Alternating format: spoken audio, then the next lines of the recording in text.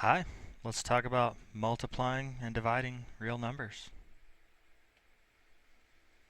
So the rules for multiplying real numbers are related to the properties of real numbers and the operations. You know that the product of two positive numbers is positive, like this, 3 times 5 is 15. And you can think about the product of a positive and a negative number in terms of groups of numbers. 3 times negative 5 means 3 groups of negative 5. So 3 times negative 5 is negative 5 plus negative 5 plus negative 5, which is negative 15. So you can see that a positive times a negative gives you a negative. So, how do we make sense of a negative times a negative? Well, we can figure it out by taking a look at this positive times a negative. 3 times negative 5 equals negative 15, and playing around with it using these properties that we know now. So if I do the opposite of this side, that should be equal to the opposite of that side. So negative of this side equals the negative of that side. So the opposites of two equal numbers are equal. So the multiplication property of negative 1 says that negative this is the same as negative 1 times that.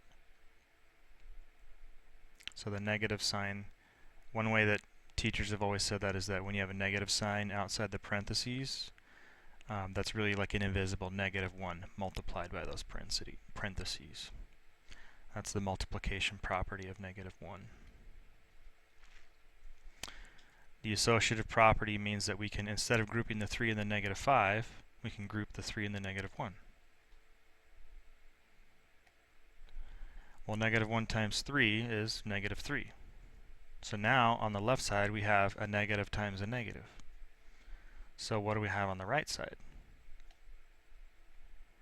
The opposite of negative 15 is 15. So we get a negative times a negative equals a positive. So that motivates these rules. So the product of two real numbers with different signs is negative. Positive times a negative is negative. You can think of this as two groups of negative 3. Start at 0, you go left 3 for the first negative 3, left 3 for the second negative 3, and we're at negative 6. Either way you multiply it, 2 times negative 3 is negative 6, or negative 2 times 3 is negative 6. It doesn't matter which one has the negative. If one's positive and one's negative, the answer is going to be negative. And two real numbers with the same sign, when you multiply those, the answer is positive. Positive times positive is positive. Negative times negative is positive.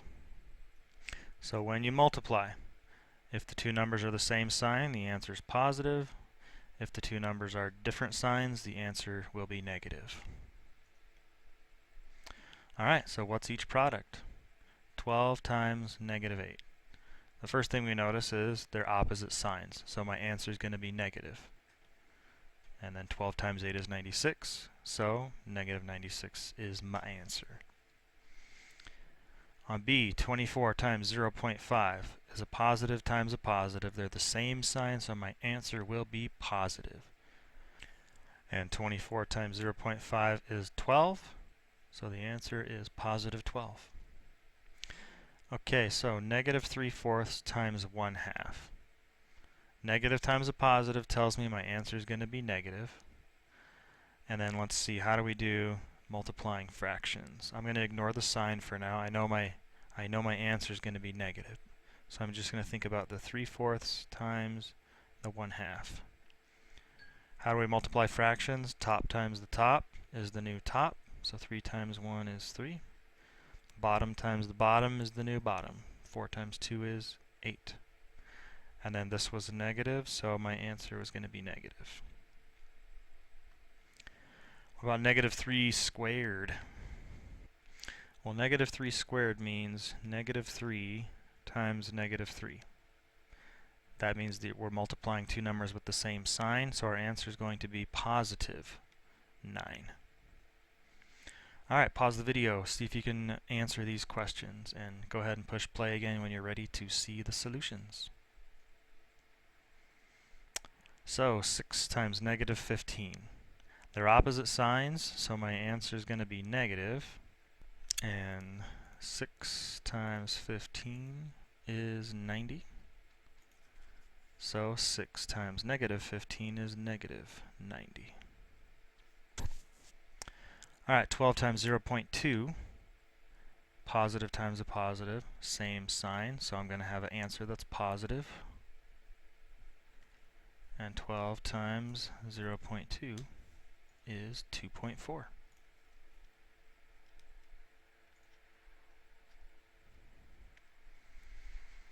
Alright, negative 7/10 times 3/5. This is going to be negative times a positive, so my answer is going to be negative. The top has 7 times 3 is 21, and the bottom 10 times 5 is 50. So that's negative 21 over 50. And on D, negative 4 squared means negative 4 times negative 4. Same sign, answer is positive, 16. So you notice that negative 3 squared equals 9. And if you remember the lesson about square roots, we said a is a square root of b if a squared equals b.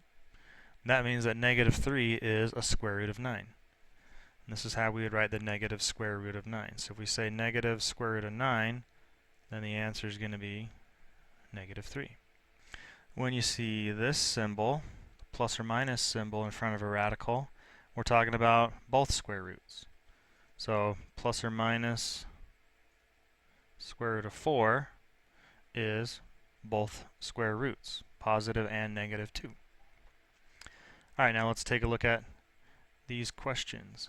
What is the negative square root of 25? Well, the square root of 25 is 5. So the negative square root of 25 is negative 5.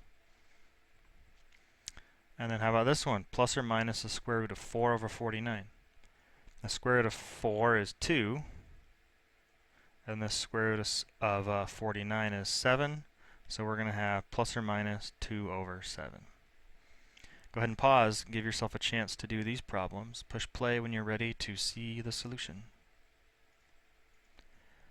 So the positive square root of 64, we call that the principal square root, if you remember that. Well, 8 squared is 64, so the square root of 64 is 8. B wants the positive and negative square roots of 16. Well, I know that the square root of 16 is 4, so positive and negative 4 would be both square roots of 16. C just wants the negative square root of 121. So 11 squared is 121, so the square root of the negative square root of 121 is negative 11. Then on D, positive and negative square roots of 1/36.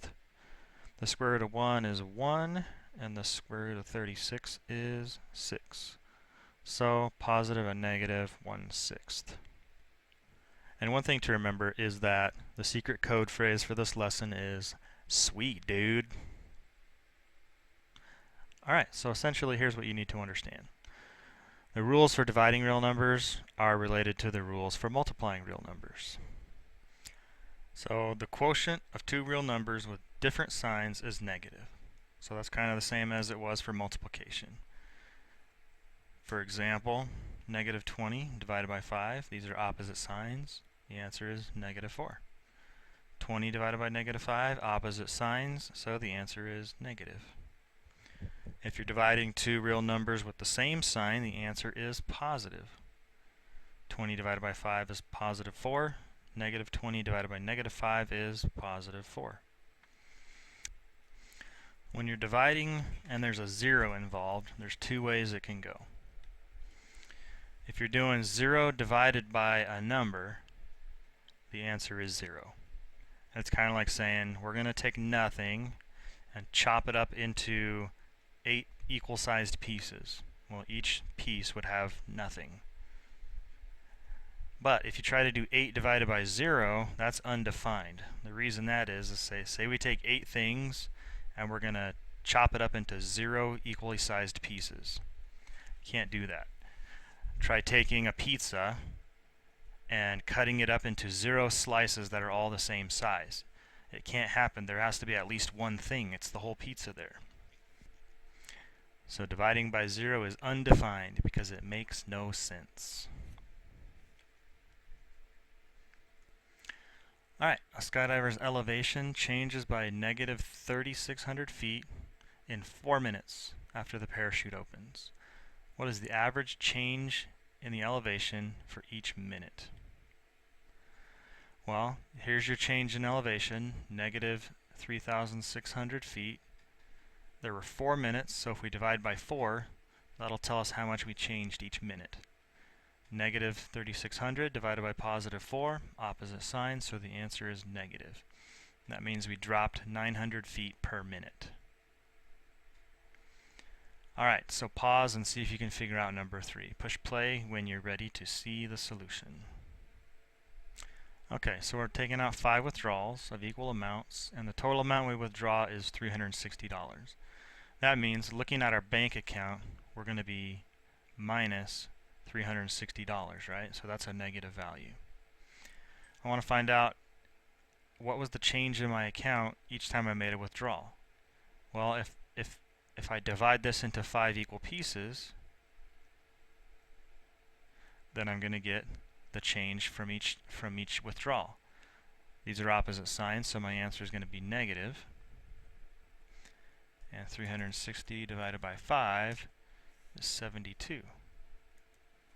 So it looks like I withdrew $72 each time. Apparently I was not using the ATM.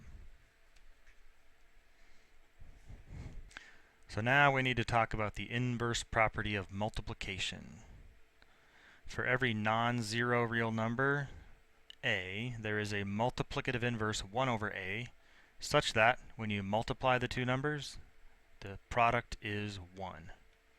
For example, the multiplicative inverse of negative 4 is negative 1/4, because when you multiply them, you get positive 1. So the multiplicative inverse, another name we call that is the reciprocal. So the reciprocal of a real number in the form a over b is, flip it over, b over a. The product of a number and its reciprocal is 1, so the reciprocal of a number is, in fact, its multiplicative inverse. So this helps us figure out a rule for dividing fractions. So if you got a over b divided by c over d, we can write that as one big giant fraction. We can call that a over b over c over d. Now we can take that fraction and multiply the top and bottom by d over c. Technically, by multiplying by this, d over c, we're multiplying the whole giant fraction by 1. So we're not actually changing the value. But look what happens on the bottom. We're going to get cd over cd. So the big denominator here, being cd over cd, that equals 1.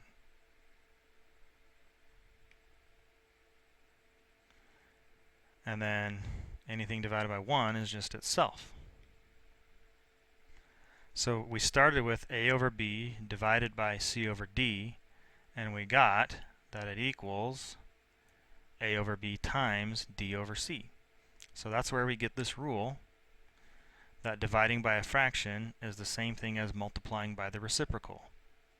So anytime you see this, a fraction divided by another fraction, you just rewrite it as the first fraction times the reciprocal of the second fraction and multiply. Alright, what is the value of x over y when x is negative 3/4 and y is negative 2/3? So x over y, that means x divided by y, so we can write it like either way, like a fraction or with the division sign. So now x is negative 3/4 divided by y, which is negative 2/3. Okay, so what was our rule for dividing fractions? Negative 3/4 times, I guess I can just use parentheses, times the reciprocal of this. So negative 3/2. And now I just multiply. I know negative times a negative, same signs, so my answer will be positive. 3 times 3 is 9. 4 times 2 is 8. So the correct answer is 9/8. Pause the video, see if you can do these two, and push play when you're ready to see the solution. Okay, so what's the value of 3/4 divided by negative 5/2? Well, dividing by fractions is the same thing as multiplying by the reciprocal of the fraction. So 3/4 divided by negative 5/2 is the same thing as 3/4 times negative 2/5. I'm multiplying two numbers with opposite signs. They have different signs, so my answer is going to be negative.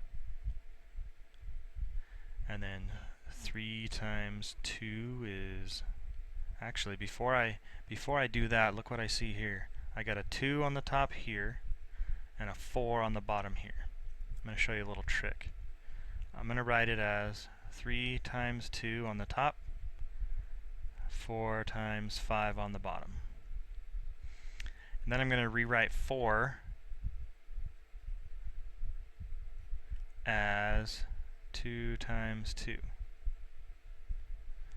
And I can see right here that 2 divided by 2 is 1. So those do what a lot of people like to call cancel out. And then what I'm left with is negative 3 over, and then 2 times 5 on the bottom is 10. Alright, look at B.